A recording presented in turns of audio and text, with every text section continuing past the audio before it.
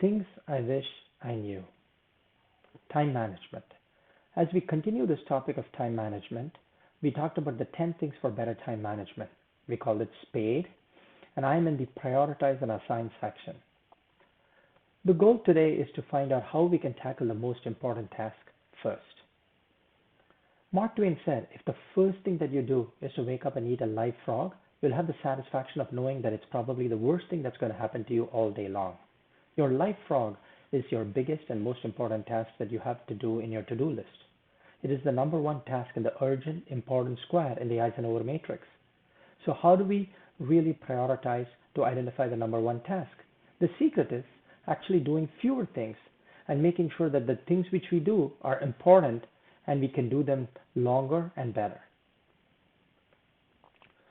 One of the ways in which you can identify how you want to prioritize things is to assign values and make sure that you're focusing on higher value stuff than lower.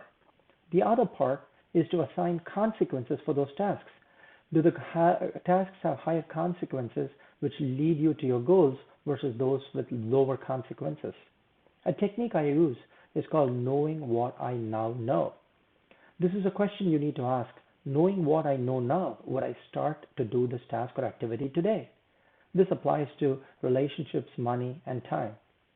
We also need to assess what is the value for our time and make sure that we have an hourly rate. And any task which falls below our hourly rate, we can then either eliminate them or delegate them. In order for us to get a good set of priorities, we need to make sure that we combat two time enemies. One is the comfort zone. I personally like to check email all the time, and that is my comfort zone. One way to make sure that we prioritize checking email is only to do that twice a day, maybe at 11 and 3, which gives us back time to do more important tasks and activities.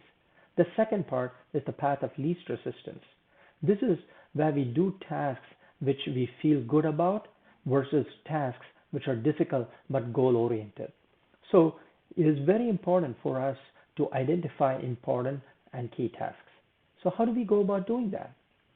One of the techniques we use is called the ABCDE method. In this method, we first make a list of everything we want to do during the course of the day.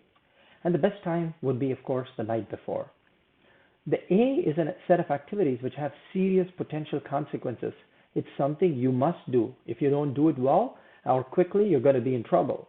A B is something which is nice to do, but which has mild consequences.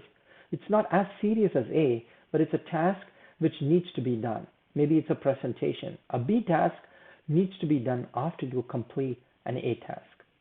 C tasks are something which are fun. It has no consequences. Maybe it's listening to music, having fun, and watching Netflix. D stands for delegate. What you do is to delegate everything that you possibly can to someone else who can do it reasonably well. And E is to eliminate tasks and activities. I talked about the elimination part in the previous slide. So how do you avoid procrastination? You have to go over your list and select the A1 task, which is the most important thing.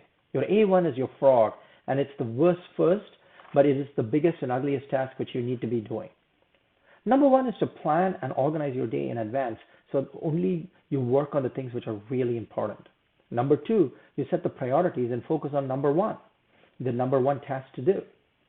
Next, you repeat this over and over again that I need to do my biggest ugly frog right now. Do it now, do it now. Number four, as you keep repeating, as soon as you get any distraction, you want to go back to saying, I want to get back to work so that I can work on the number one priority task and activities. So it is very important that you really look at how you're prioritizing and identifying the number one activity, which is the A1 task. Some time management techniques are as follows. The outside-inside methodology is you do a small part of a big task which motivates you first, and then another small part and another part, and you build upon it until you complete the task. Another technique is called a salami slice. You take a big project, break it up into multiple different components, and then you do a slice at a time.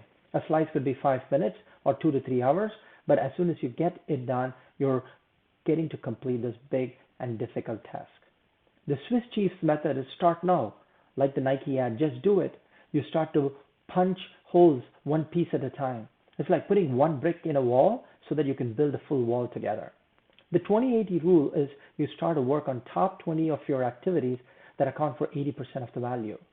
Whatever methodology you use, plan, set your priorities, work on your most important tasks, and when somebody tries to interrupt you, you say, I'd love to talk to you right now, but right now I got to get back to work and complete my task and activity.